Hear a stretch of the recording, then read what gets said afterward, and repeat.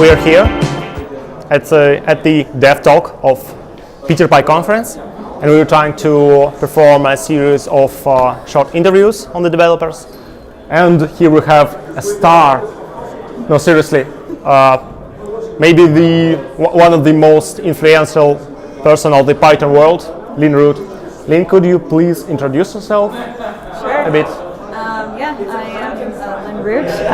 I am a site reliability engineer at Spotify. I do streaming music. I've been there for about 5 years.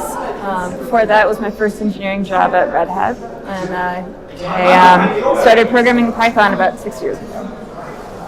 And have you been a programmer before the Python? No. Okay, great. Can I ask you about PiterPy? How do you? It's your first PiterPy? It is my first PiterPy, yes. How do you feel so far? It's a lot of fun. I've had a lot of fun here. And you gave a talk here about async.io, right? Yes, I gave a talk about async.io, and I think it went pretty well. It's my second time giving that talk, but my first time I had just finished writing that talk. So now that I had given it once before, this one is like a lot better. Just for the sake of viewers, what was about this talk?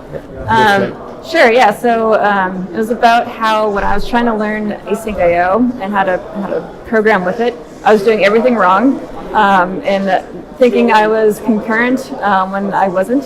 So this talk was basically about how to use async.io correctly.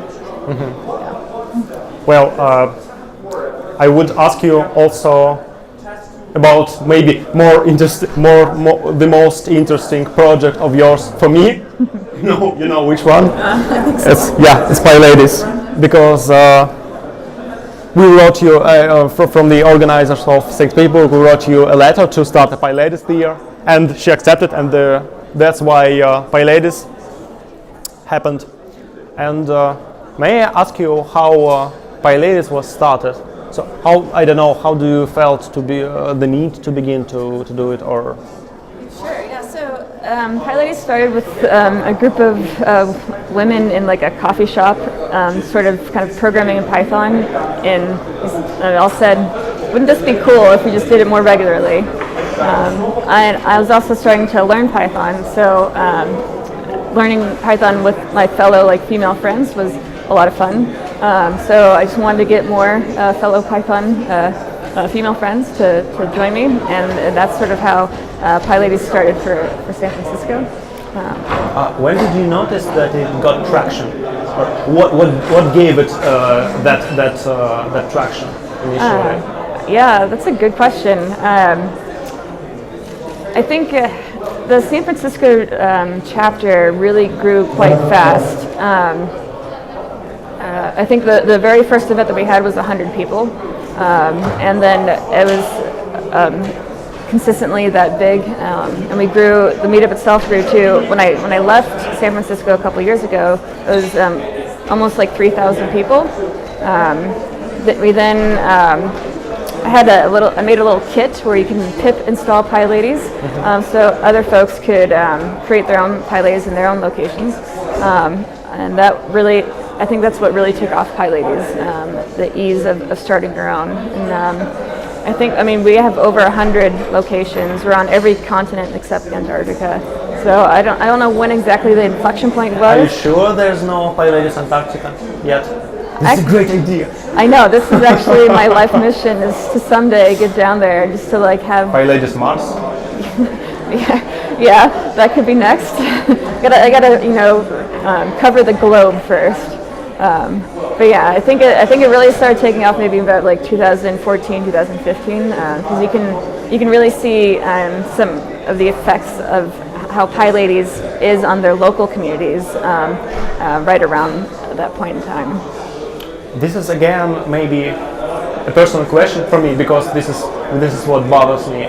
How do you feel exactly as a person with such influence? What changed in your life according to that?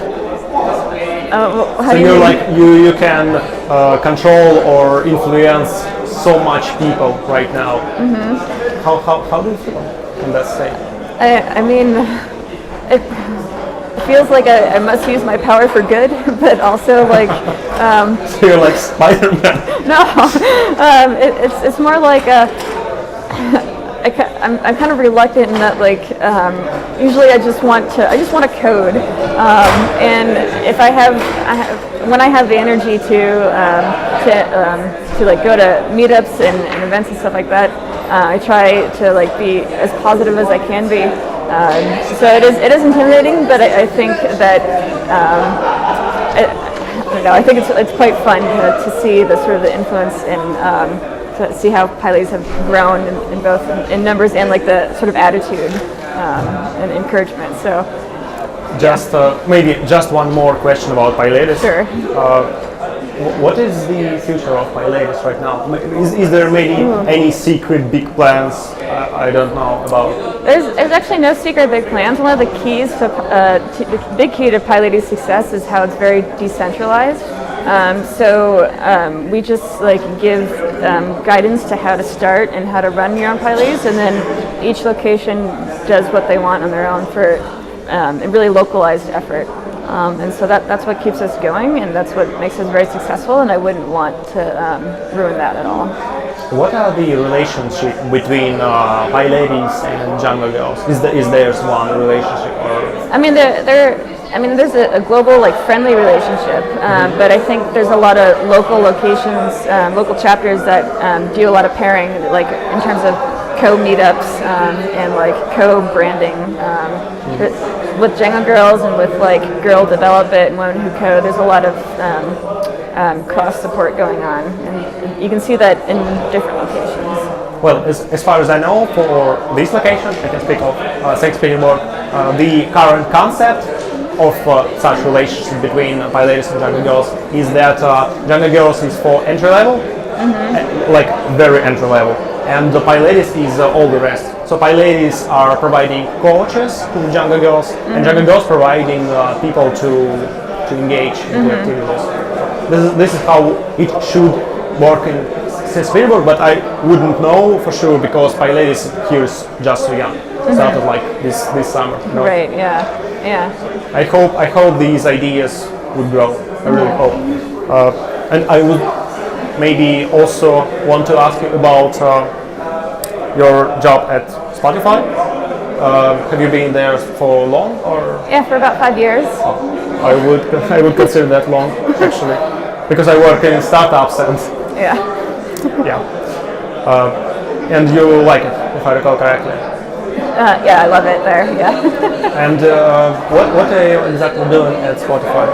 Right. So my title is a site reliability engineer, but what that means is like a glorified backend engineer for the infrastructure for Spotify.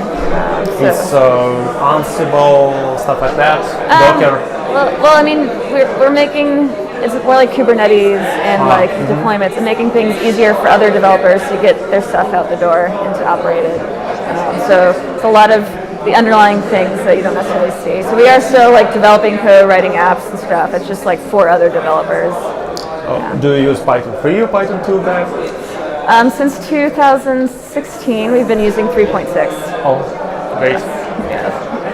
How do you feel about, well, I asked you this question in the panel discussion yesterday, but still this is other stuff, and what is your opinion about the future of Python? How do you see it? My opinion, I mean, that is such Is it in danger? I don't think it's in danger. I think that